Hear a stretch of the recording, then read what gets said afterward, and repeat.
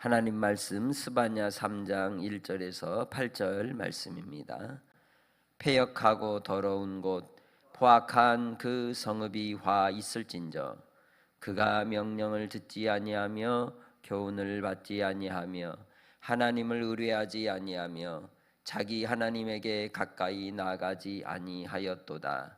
그 가운데 방백들은 부르짖는 사자요 그 재판장들은 이튿날까지 남겨두는 것이 없는 저녁 일이요 그의 선지자들은 경솔하고 간사한 사람들이요 그의 제사장들은 성소를 더럽히고 율법을 범하였도다.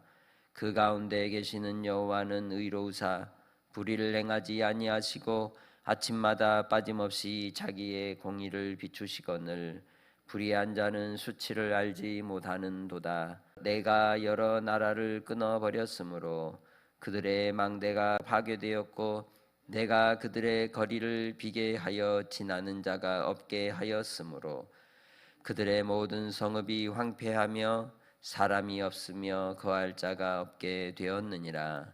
내가 이르기를 너는 오직 나를 경외하고 교훈을 받으라. 그리하면 내가 형벌을 내리기로 정하기는 하였지만 너의 거처가 끊어지지 아니하리라 하였으나 그들이 부지런히 그들의 모든 행위를 더럽게 하였느니라. 나 여호와가 말하노라. 그러므로 내가 일어나 벌할 때까지 너희는 나를 기다리라. 내가 뜻을 정하고 나의 분노와 나의 모든 진노를 쏟으려고 여러 나라를 소집하며 왕국들을 모으리라. 온 땅이 나의 질투의 물에 소멸되리라. 아멘. 유다 땅 예루살렘을 향하여 하나님이 정의한 내용은 거룩한 땅도 아니고 정결한 땅도 아니며 하나님을 경외하는 땅으로 지명하지 않으셨습니다. 뭐라고 소개합니까? 패역하고 더럽다라고 얘기합니다. 뿐만 아니라 포악하다라고 얘기하고 있죠. 예루살렘 성의 세 가지 특징, 패역하였다. 그것은 가정교육이 되지 못했을 때 부르는 지칭입니다.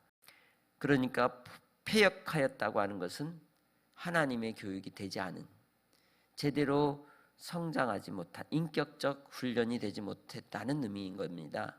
두 번째로 더럽다라고 하는 건 뭘까요? 구별되어 살지 않는다는 겁니다. 음행을 하고 도둑질을 하고 거짓말을 하는 것, 그것이 아니라 이미 그 속사람의 중심 가운데 있는 모습을 통하여 드러나는 양태일 뿐이지 그 속의 내용물이 더럽다는 것을 얘기하고 있는 겁니다. 예루살렘 성을 일컬어 황금성이라고 부릅니다. 그 이유는 그 성벽과 성전에 비치는 그 황혼의 불빛이 마치 금처럼 반사되어 반짝이기 때문에 황금성이라고 불렀습니다. 그러나 가까이 가서 그 실체를 살펴보면 그 성은 돌무더기일 뿐이라는 것을 주님이 말씀하고 있는 겁니다. 우리의 마음의 속사람이 패역하고 더럽지는 않습니까? 혹은 하나님의 말씀에 교훈이 없이 말씀을 읽어도 내 마음에 썩어져갈 구습을 쫓는 옛사람을 버리지 않고 살고 있다면 여전히 패역하고 더럽다라고 주님은 말씀하고 있다는 겁니다. 그리고 세 번째로 말씀하시는 이 성에 대한 지칭은 포악하다라고 얘기하는 거죠. 사납다라는 거예요. 잘 화를 내고 상대방을 배려하지 않고 성격이 급하여 상황 파악을 제대로 못하는 행동들을 얘기합니다. 다른 말로는 자기중심적이다라고 얘기할 수 있죠. 그것이 어떤 분노로 표출되는 것만이 포악한 것은 아닙니다. 그 마음의 속사람이 비겁하여서 숨기도 잘하고 거짓말과 기만을 하는 행동조차도 사실은 포악한 겁니다. 사납게 행동하는 것이나 숨어서 어떤 상황을 회피하고 모면하려고 하는 행동도 실제로는 포악한 것입니다. 여기에 이 세 가지에 걸리지 않은 사람이 얼마나 있을까요? 패역하고 더럽고 포악한 이 성읍에 대해서 내리신 하나님의 심판은 화다라고 얘기하는 거죠. 화가 임한다. 그러니 하나님께서 이사야 선지자를 통해 말씀하셨듯이 하나님 앞에 올바른 자가 어디 있으며 모두가 좌우로 치우쳐 그릇 행할 뿐이라는 것을 우리에게 분명히 얘기하고 있습니다. 우리는 양 같다는 겁니다. 그릇 행한다는 겁니다. 각기 제 길로 간다는 것이죠. 나에게서는 그 무엇도 선한 것이 나오지 못하는 인생들이라는 겁니다. 2절에서 그가 명령을 듣지 않고 교훈을 받지 않고 여호와를 의뢰하지 않고 자기 하나님에게 가까이 나가지 않는다는 거죠. 신앙이 있는 것 같아도 그러나 그 속의 중심은 자기 중심이고 자기 생각이고 하나님께 향한 진정한 신앙으로 나아가지 못하는 부끄러운 모습이 있다는 거죠. 나의 모습이 그렇다는 겁니다. 우리의 생각의 습관이 하나님의 명령을 들으려 하지 않는다는 거예요. 그 예루살렘 성의 지도층에 있는 사람들은 부르짖는 사자라는 겁니다. 왜 사자가 부르짖겠습니까? 내가 너보다 커. 도토리 기재기 하고 있는 겁니다. 왜 우리 가운데 사람들이 큰 소리를 칠까요? 왜 동물적 행동, 그건 동물적 행동이죠. 왜 큰 소리를 치고 협박을 할까요? 내가 너보다 커. 결국은 넌 내 앞에서 가만히 있어, 이 뜻이 되는 것이죠. 내 말 들어가 되는 겁니다. 여러분은 가정에서 어미로서 아비로서 혹 이 부르짖는 사자처럼 자녀들 앞에서 갈기를 세우고 위협하고 협박하고 학대하진 않았습니까? 하나님 앞에 가면요, 이거 정말 철저히 하나님 앞에 꾸지람 받을 일입니다.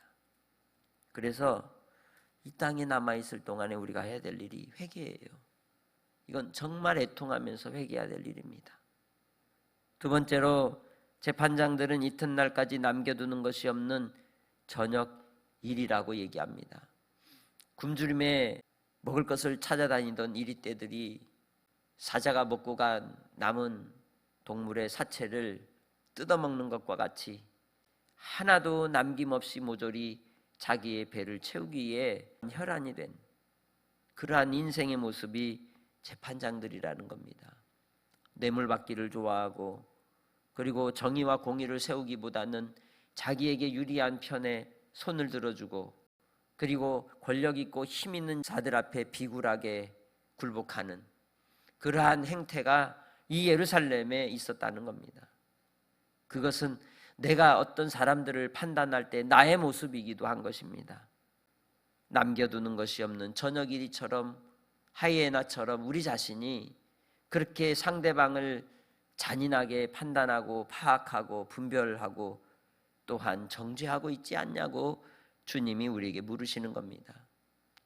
하나님 앞에 우리 자신이 바로 서지 못하면 영적 분별력을 가질 수도 없으며 지혜와 통찰력을 가질 수도 없고 오히려 하나님 앞에 악을 행하는 자가 되고 만다는 겁니다.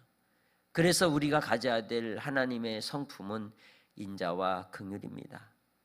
자비라는 것입니다. 뿐만 아니라 하나님을 받들고 섬기는 자들을 또한 어떤 모습으로 4절에서 소개하고 있습니까? 그의 선지자들은 경솔하고 간사하다라고 얘기하는 거죠. 그들은 가진 자들을 위해서 축복하고 아부를 하며 그들이 듣기에 좋은 말만 했다는 것이죠. 선지자들이 열심히 말씀을 전하지 않았을까요? 열심히 말씀을 전했을 겁니다. 예레미야 선지자의 말씀을 통해서 봐도 그렇습니다. 그래서 그들을 거짓 선지자라고 그렇게 얘기한 겁니다. 제사장들은 또한 어떻습니까? 성소를 더럽히고 율법을 범하였다 얘기합니다. 그들은 성소를 정결케 하는 일을 맡았던 사람들이었습니다. 그러나 요한복음 2장에 예수님이 성전 청결 사건을 통해서 보여주고 계셨듯이 하나님의 기도하는 집을 강도의 소굴로 만들어버린 그 종교 지도자 제사장들에 대해서 주님이 분노하신 모습을 우리는 기억해야 합니다. 우리가 하나님께 예배자로 나아가고 우리가 하나님을 섬기는 자로 항상 나오지만 그 마음 속 사람 중심에서는 나의 이익을 나를 드러내는 일에 마음을 쓰며 관심이 있다면 우리의 마음의 동기가 순수하지 못하면 두 마음을 품으면 하나님은 기뻐하지 않는 것입니다.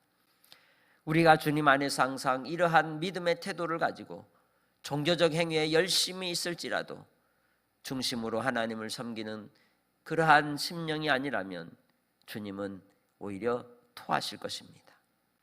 주님 안에서 우리는 어떤 삶을 살아야겠습니까? 주의 말씀을 받들며 그 말씀을 듣고 하나님 앞에 두렵고 떨림으로 구원을 이루어가는 믿음의 성도들이 되시기를 주님의 이름으로 부탁합니다. 신실하신 우리 하나님은 지금도 그래서 믿음 있는 자를 찾으십니다. 마지막 때에 믿음 있는 자를 보겠느냐 하신 주님의 뜻은 어디에 있을까요? 능력을 행하고 기사를 베풀고 죽은 자를 살리고 병든 자를 고치는 그러한 영적인 은사와 능력이 풍성한 그러한 믿음 있는 자를 주님이 찾으신다는 뜻이었을까요? 주님은 아버지의 뜻을 행하는 자가 믿음 있는 자라고 말씀합니다. 아버지의 뜻이 무엇입니까? 5절에 여호와는 의로우시다라고 얘기합니다. 불의를 행하지 아니하시는 하나님께서 이 땅에 사는 자기 백성들이 불의를 행하지 아니하며 긍휼을 베풀고 자비를 베풀고 주님 안에서 항상 공의의 빛을 비추는 삶을 사는 자가 믿음 있는 자라고 얘기하고 있는 겁니다. 그 믿음 있는 자가 여러분이기를 소망합니다. 그래서 하나님은 아침마다 빠짐없이 태양빛을 일으켜 우리에게 비춰주시고 만물을 소생케 하듯 오늘도 하나님은 공의의 빛을 비춰 자기 백성들이 생명의 길을 걸어가도록 열어주시는 분이신 줄 믿습니다. 그러니 우리의 마음속에 무엇이 있어야 되겠습니까? 생명의 빛이 있어야 하는 겁니다. 주 예수 그리스도께서 십자가에 죽으사 비추신 그 생명의 빛이 여러분의 심령에 있어서 여러분을 비추고 어둠을 몰아내고 세상 가운데 여러분의 삶 가운데 화목과 화평을 이루며 관계의 회복이 일어나는 놀라운 역사가 이루어지기를 주님의 이름으로 축복합니다.